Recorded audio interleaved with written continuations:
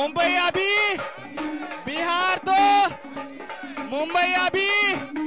यानंतर भारतीय जनता पार्टीचे लाडके प्रदेशाध्यक्ष आदरणीय रवींद्र चव्हाणजी यांना विनंती करतो की त्यांनी कार्यकर्त्यांना संबोधित करावं। सगळ्यांनी खाली बसून घ्यायचंय। भारत माता की।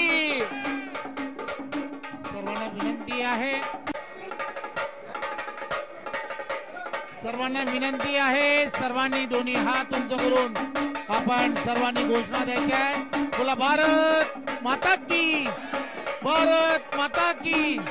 वंदे वंदे भारतीय जनता पार्टीचा। आज बिहार निवडणुकीच्या निकालाचा आपण पाहतात। जवळजवळ 190 पेक्षा जास्त जागांवर एनडीए ही पुढे चाललेली आहे। पंतप्रधान आदरणीय नरेंद्र मोदीजी, भारतीय जनता पार्टीचे राष्ट्रीय अध्यक्ष आदरणीय नड्डाजी, आदरणीय आमचे सर्वांचे नेते अमित भाई आणि बिहारचे मुख्यमंत्री आदरणीय नितीश कुमार जी आणि त्यांच्या बरोबर असणारे सर्व त्या भागामधील एनडीएचे सर्व घटक पक्ष, या सर्वांचं महाराष्ट्रातील तमाम जनतेच्या वतीने आणि भारतीय जनता पार्टी महाराष्ट्र प्रदेशाच्या वतीने मी त्यांचं मनपूर्वक अभिनंदन करतो। आणि आपण सर्वजण महाराष्ट्राच्या वतीने बिहारच्या जनतेचं, की ज्यांनी एनडीएच्या पारड्यामध्ये मताचा कौल दिला आणि स्पष्ट बहुमताकडे एनडीएला घेऊन गेले, त्याबद्दल बिहारच्या जनतेचं सुद्धा मनपूर्वक धन्यवाद। खरं तर निवडणुकीच्या अगोदरच हे सातत्याने लक्षात येत होतं की बिहारमध्ये एनडीएला स्पष्ट बहुमत मिळणार आहे। परंतु निवडणुकीच्या अगोदर काँग्रेसचे असणारे नेते आदरणीय राहुलजींनी आणि त्यांच्या बरोबर महाराष्ट्रातून जोडलेले यूपीएचे सगळे इंडिया आघाडी हे सर्व यांनी सर्वांनी पुन्हा एकदा वोट चोरी सारखा एक फेक नेरेटिव्ह हा तयार केला आणि लोकसभेला असा संविधानाच्या संदर्भातला फेक नेरेटिव्ह तयार करून त्यांना त्यावेळेला यश मिळालं। त्यामुळे यांनाही असं वाटत होतं की या निवडणुकीमध्ये असा फेक नेरेटिव्ह हा बिहारच्या निवडणुकीमध्ये आपण तयार करू। परंतु बिहारच्या जनतेने त्यांचा हा डाव ज्याला म्हणतात, हा डाव वेळीच ओळखला आणि देशाचे पंतप्रधान आदरणीय नरेंद्र मोदीजींनी ज्या 10 ते 11 वर्षामध्ये सामान्य जनतेसाठी केलेलं काम, शेतकरी असेल, कष्टकरी असेल किंवा प्रत्येक तो घटक असेल, 12 बलुतेदारांसाठी, प्रत्येकासाठी सरकार मायबाप म्हणून जे आवश्यक आहे ते सर्व करण्याचं काम केलं। सातत्याने सरकार पाठीशी खंबीरपणे कसं उभं असतं हे दाखवून दिलं। कोरोनाच्या काळामध्ये असणारी देशभरामधली असणारी भयावह परिस्थिती, त्या परिस्थितीमध्ये सुद्धा आदरणीय पंतप्रधान नरेंद्र मोदीजींनी एक कुटुंब प्रमुख म्हणून संपूर्ण देशभरामध्ये असणारी कोणतंही सरकार असतील, राज्यामध्ये वेगवेगळी सरकार होती, परंतु कुठेही दुजाभाव केला नाही. एक कुटुंब प्रमुख म्हणून प्रत्येकाच्या आरोग्याची चिंता, ही चिंता फक्त देशाचे पंतप्रधान नरेंद्र मोदीजींनी केली. परंतु त्या उलट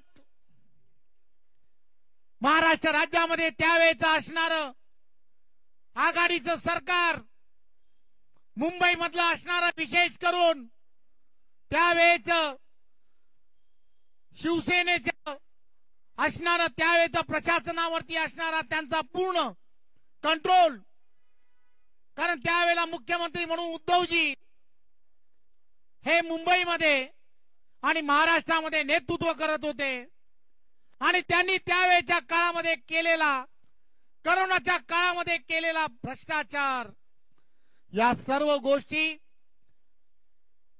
महाराष्ट्रातली जनता आणि विशेष करून मुंबईकर हा कधीच विसरणार नाही.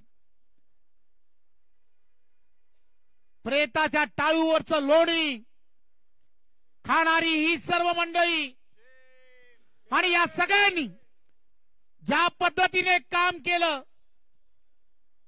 माणुसकी विसरले होते. माणुसकी विसरलेल्या या माणसांना तुम्हाला आम्हाला सर्वांना येणाऱ्या काळामध्ये त्यांची जागा दाखवून द्यायची आहे. विधानसभांच्या निवडणुकीमध्ये सर्व महाराष्ट्रातील असलेल्या जनतेने त्यांना त्यांची जागा दाखवून दिली. बिहारच्या जनतेने सुद्धा त्यांना त्यांची जागा दाखवून दिली आहे. आता येणाऱ्या स्थानिक स्वराज्य संस्था आहेत, महाराष्ट्रामधील असणाऱ्या स्थानिक स्वराज्य संस्था, नगरपंचायत असेल, जिल्हा परिषद असेल किंवा या महानगरपालिका असतील, या महानगरपालिका महाराष्ट्रातील येणाऱ्या काळामधली दिशा ठरवणार आहेत. केंद्रामध्ये नरेंद्र मोदींच्या नेतृत्वातले सरकार आहे, राज्यामध्ये सुद्धा आदरणीय देवेंद्रजींच्या नेतृत्वामधलं महायुतीचं सरकार आहे. पारदर्शकपणे काम करणारं सरकार आहे. तत्कालीन पंतप्रधान राजीव गांधीजी नेहमी म्हणायचे की दिल्लीकडून आलेला निधी खालीपर्यंत योग्य प्रकारे जात नाही. 1 रुपया पाठवला तर 15 पैसेच खालीपर्यंत जातात. ही पारदर्शकता येणाऱ्या काळात निर्माण होणं हे अत्यंत गरजेचं आहे. 1 रुपया पाठवला तर 1 रुपया त्या स्थानिक स्वराज्य संस्थेत जर जायचा असेल तर या प्रत्येक स्थानिक स्वराज्य संस्थांमध्ये सशक्त भारत जर तुम्हाला आम्हाला सर्वांना बनवायचा असेल तर अमितभाई नेहमीच सांगतात, सशक्त भारत बनवायचा असेल तर सशक्त भाजपा हे अत्यंत महत्वाचं आहे आणि त्यासाठी तुम्हाला आम्हाला सर्वांना काम करावं लागेल. 51% लढाई प्रत्येक ठिकाणी भारतीय जनता पार्टीच्या कार्यकर्त्याने 51% लढाई ही तुम्हाला आम्हाला सर्वांना विजयाच्या दिशेने न्यायची आहे. घराघरामध्ये कमळ पोचवणं, प्रत्येक त्या घरामध्ये नरेंद्र मोदींचं कमळ पोचवणं हे अत्यंत गरजेचं आहे. आज वाल्मिकी समाजातील असणारे तळागाळामध्ये काम करणारे कामगार वर्ग हे सर्वजण जवळजवळ सर्व महानगरपालिका, सर्व छोट्या छोट्या नगरपालिका, या नगरपालिकेमध्ये चतुर्थ श्रेणी म्हणून काम करणारे हे सर्व कामगार 2-3 लाखापेक्षा जास्त या सर्वांनी आज भारतीय जनता पार्टीमध्ये प्रवेश यासाठीच केलाय की त्यांना हे धोरण पटतंय. नरेंद्र मोदीजींच्या नेतृत्वात, देवेंद्रजींच्या नेतृत्वात तुम्हाला आम्हाला सर्वांना हा महाराष्ट्र पुढे न्यायचा आहे. प्रत्येकाने एक विचार करायला हवा की ही लढाई ही राजकारणातली लढाई नाहीये किंवा राजकारण जिंकण्यासाठी लढाई नाहीये. तुमचं, आमचं, सर्वांचं आणि आपल्या पुढच्या पिढीचं भविष्य जर तुम्हाला आम्हाला सर्वांना योग्य विचारसरणीच्या हातात देणं हे अत्यंत गरजेचं आहे. पारदर्शकपणे पार्लमेंट टू पंचायत अतिशय पारदर्शकपणे काम चालू जर राहिलं पाहिजे तर त्या ठिकाणी तुम्हाला आम्हाला सर्वांना कमळ फुलवणं, कमळाच्या विचाराचा असणारा त्या ठिकाणचा नगराध्यक्ष करणं, त्या ठिकाणचा जिल्हा परिषदेचा अध्यक्ष करणं, त्या ठिकाणचा पंचायत समितीचा सभापती करणं आणि त्या ठिकाणचा महापौर करणं ही काळाची गरज आहे. तरुणांनो, ही ओळखून घ्या. हे भविष्य जे आहे तुमचं, आमचं, सर्वांचं, हे सुरक्षित हातामध्ये असणं हे अत्यंत गरजेचं आहे. बिहारने सुरुवात केली आहे. बिहारने पुन्हा एकदा सुरुवात केली आहे. या 51% लढाई जी आहे, या बूथवरची सर्व लढाई ही तुम्हाला आम्हाला सर्वांना जिंकायची आहे. त्यामुळे महाराष्ट्रातील असणाऱ्या प्रत्येक नागरिकाने या निवडणुकीकडे पाहत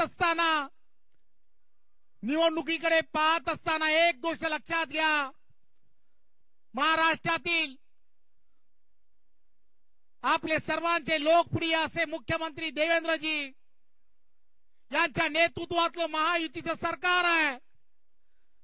हे महायुतीचं सरकार देवेंद्रजींच्या नेतृत्वात, देवेंद्रजी एक द्रष्टा नेतृत्व म्हणून त्यांच्याकडे महाराष्ट्र पाहत आहे. पुढील महाराष्ट्र हा कसा असला पाहिजे, इन्फ्रास्ट्रक्चर मध्ये महाराष्ट्र कोणत्या दिशेने गेला पाहिजे,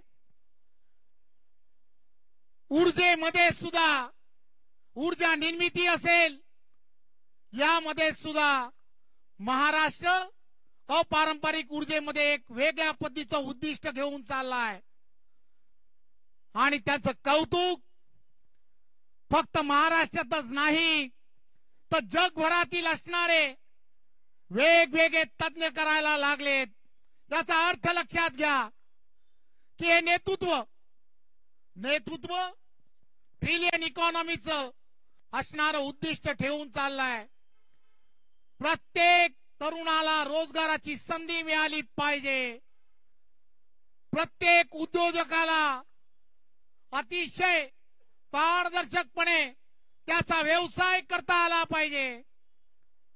आणि या सगळ्या गोष्टीसाठी एक वातावरण, ज्याला म्हणतो आपण फीडगुल वातावरण, ते निर्माण करण्यासाठी या स्थानिक स्वराज्य संस्था अत्यंत महत्वाची भूमिका करणार आहेत. त्यामुळे तुम्ही आणि आम्ही सर्वांनी या बिहारच्या निवडणुकीकडे किंवा या विजयाकडे पाहत असताना महाराष्ट्राच्या भविष्याकडे पाहणं हे सुद्धा अत्यंत गरजेचं आहे. मला खात्री आहे की महाराष्ट्रातली जनता भारतीय जनता पार्टीला आशीर्वाद दिल्याशिवाय, नरेंद्र मोदीजी आणि देवेंद्रजीला आशीर्वाद दिल्याशिवाय राहणार नाही. पुन्हा एकदा आपल्या सर्वांचं खूप खूप धन्यवाद. जय हिंद, जय महाराष्ट्र. विजय असो. भारत माता की जय श्रीराम, जय श्रीराम, जय श्रीराम.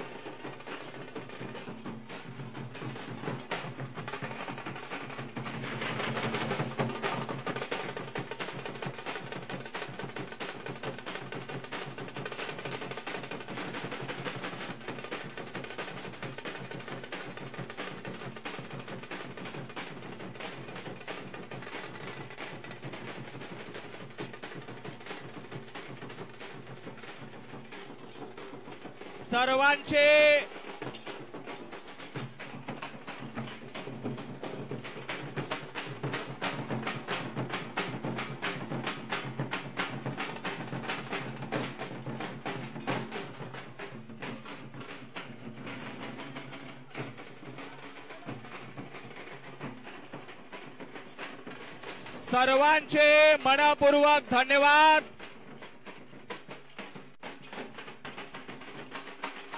जय श्री राम।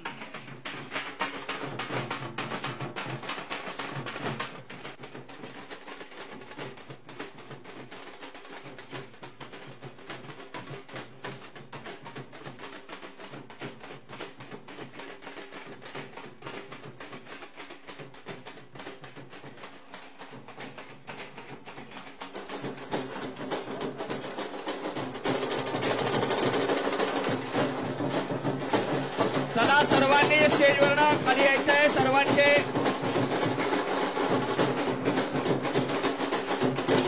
सर्वांना